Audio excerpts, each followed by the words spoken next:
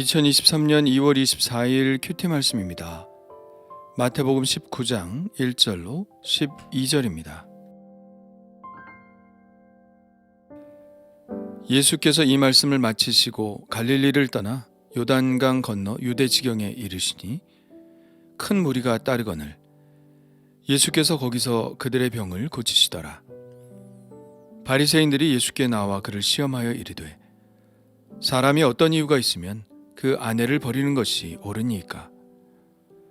예수께서 대답하여 이르시되 사람을 지으신 이가 본래 그들을 남자와 여자로 지으시고 말씀하시기를 그러므로 사람이 그 부모를 떠나서 아내에게 합하여 그 둘이 한 몸이 될지니라 하신 것을 읽지 못하였느냐?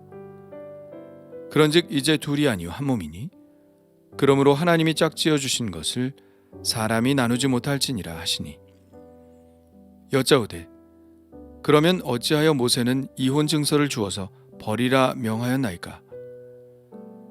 예수께서 이르시되 모세가 너희 마음의 완악함 때문에 아내 버림을 허락하였거니와 본래는 그렇지 아니하니라.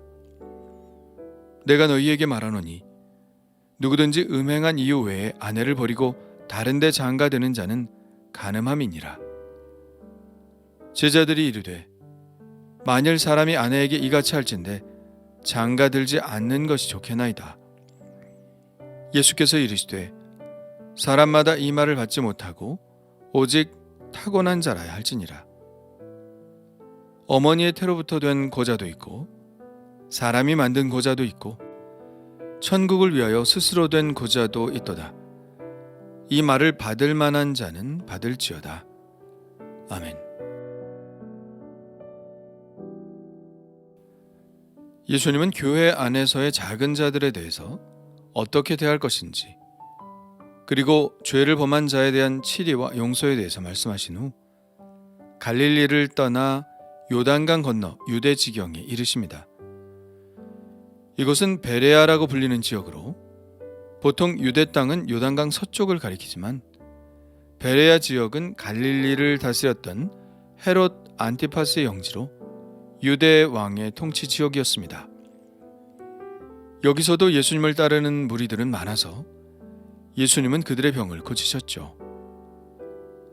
병을 고치시는 이야기가 나오니 예수님의 큰 말씀의 묶음이 여기서 끝났다고 생각할지 모르지만 예수님은 20장 28절까지 계속해서 교회 공동체의 매우 중요한 주제들에 관해서 말씀을 이어가십니다.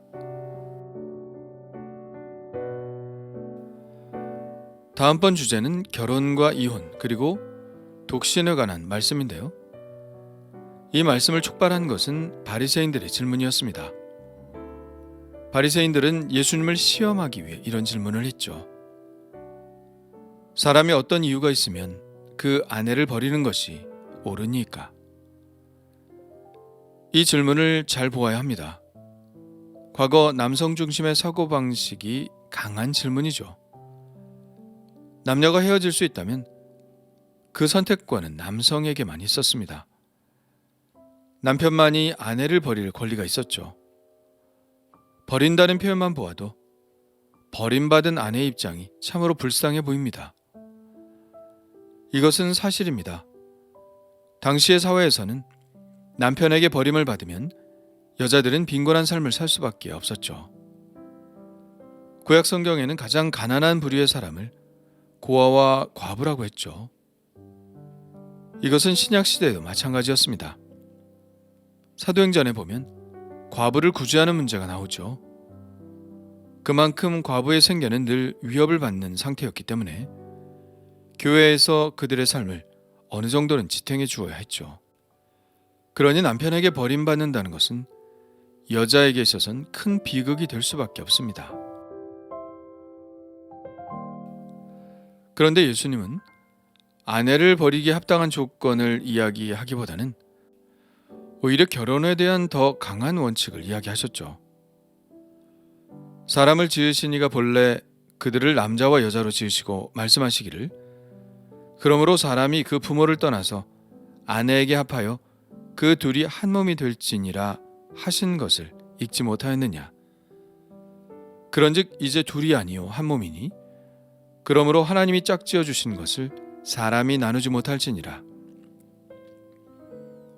예수님은 기본적으로 이혼 불가 입장을 취하셨습니다.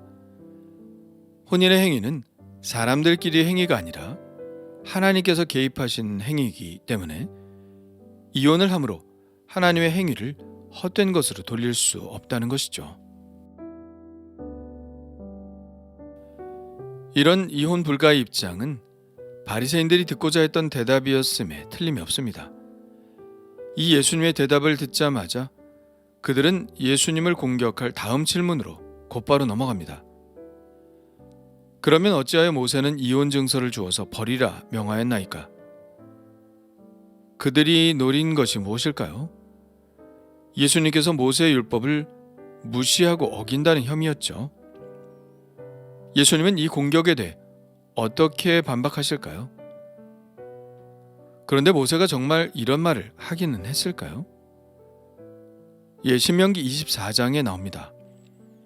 모세는 결혼한 후에 남편이 아내에게서 수치되는 일이 있음을 발견하여 그를 기뻐하지 않으면 이혼 증서를 써서 그의 손에 주고 자기 집에서 내보낼 수 있도록 했습니다. 그러면 그 여자는 다른 사람의 아내가 될 수 있었죠.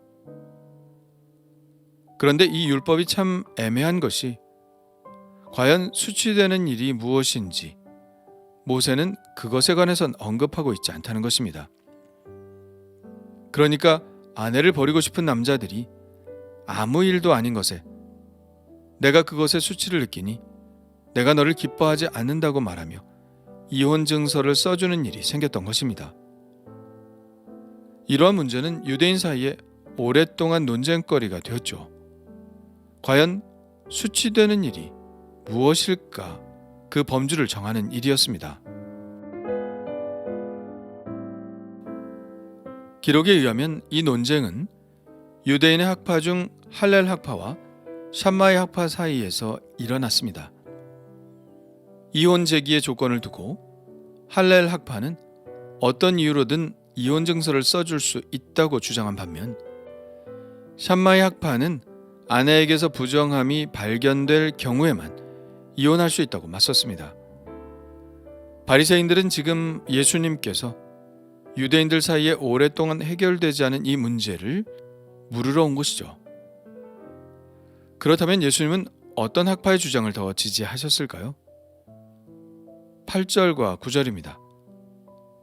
모세가 너희 마음의 완악함 때문에 아내 버림을 허락하였거니와 본래는 그렇지 아니하니라. 내가 너희에게 말하노니 누구든지 음행한 이유 외에 아내를 버리고 다른 데 장가드는 자는 간음함이니라. 예수님은 샴마이 학파의 주장과 같은 입장이시라는 것을 알 수 있죠. 그렇다면 우리는 이 질문을 우리의 현실에 대입해 보고 싶을 것입니다. 예수님이 이혼 불가를 말씀하시니 이혼을 하면 죄를 짓는 것일까 하는 질문입니다.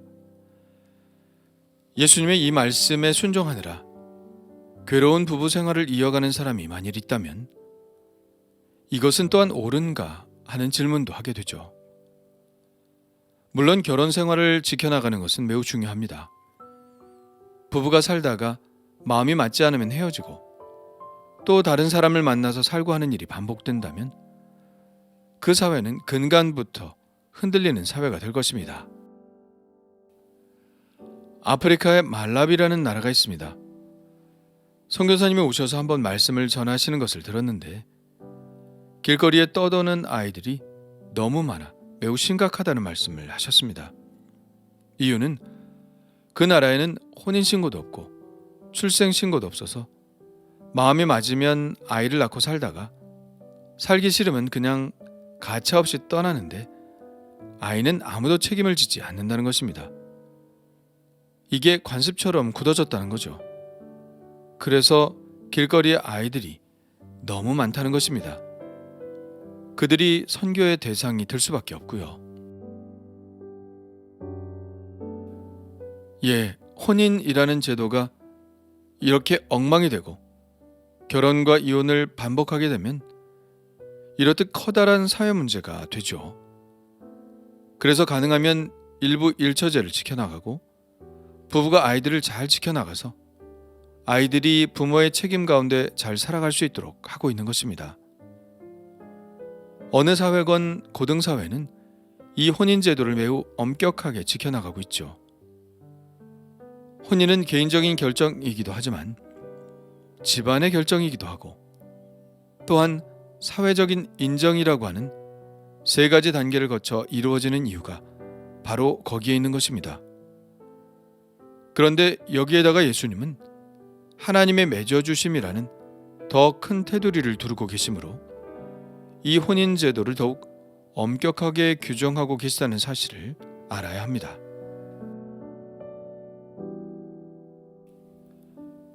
아직 우리의 질문을 해결하지 못했는데요. 과연 이혼을 하는 것은 죄를 짓는 것일까요? 예수님의 말씀대로 절대 불가일까요? 꼭 그렇다고 말할 수는 없습니다. 왜냐하면 지금의 시대와 그때는 많이 다르기 때문입니다.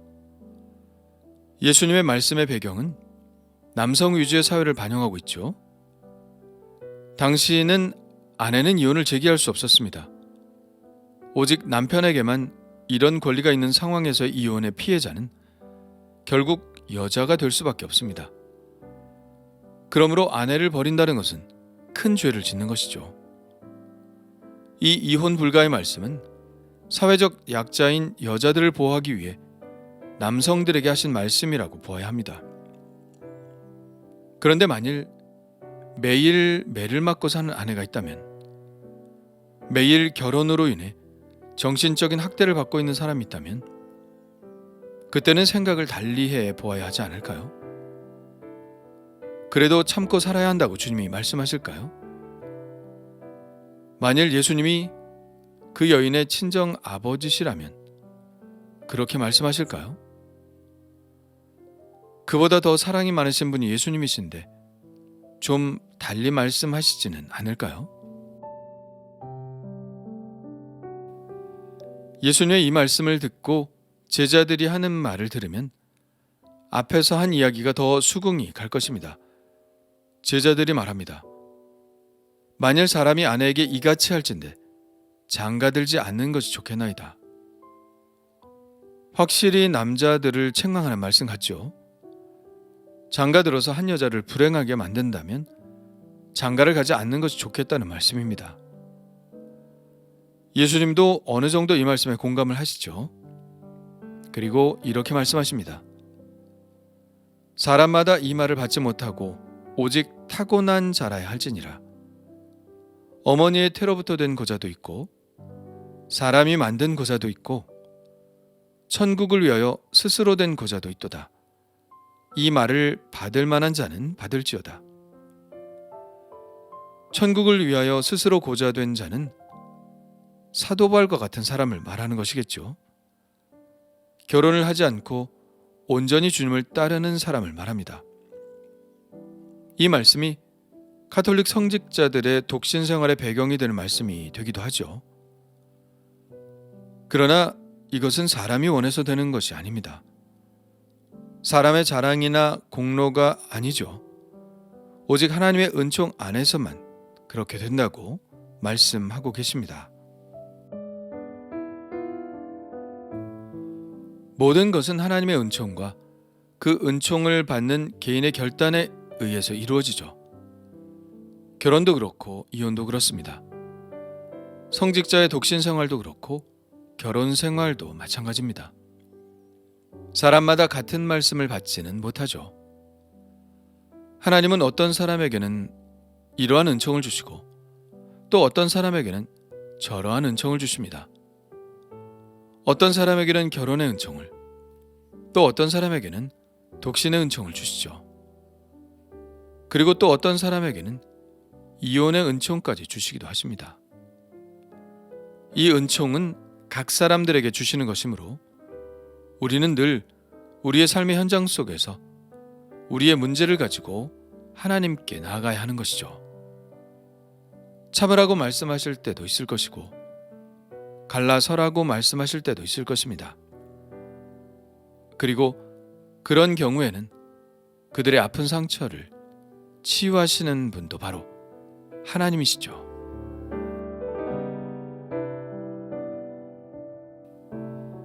우리가 이혼에 대해서 함부로 말하지 말아야 할 것은 우리는 다른 사람의 사정을 잘 알지 못하며 그들은 이 과정 속에서 이미 많은 상처를 받은 사람이기 때문입니다.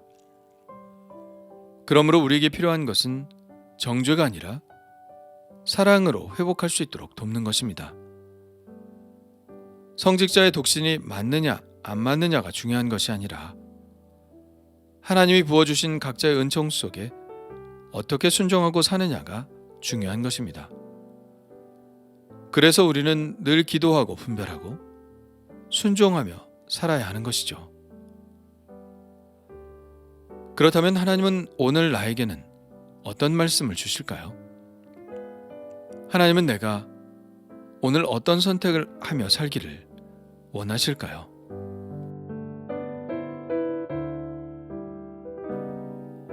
주님 감사합니다. 우리의 가정을 축복하시고 이기적인 생각에서 벗어나 서로 뜨겁게 사랑하는 부부가 되게 하여 주옵소서. 한 몸이라 하셨고 내 몸처럼 사랑하라고 하셨으니 내 몸처럼 사랑하게 하옵소서. 혹 많은 아픔과 상처 속에 이혼한 부부들도 있습니다. 하나님의 사랑으로 품어주시고 치유하시고 회복하게 하여 주시어서 하나님께서 기뻐하시는 삶으로 계속해서 나아갈 수 있는 은총을 베풀어 주옵소서. 오늘도 성령님 충만하게 임하셔서 제가 가야 할 길을 밝히시옵소서. 예수님의 이름으로 기도합니다. 아멘.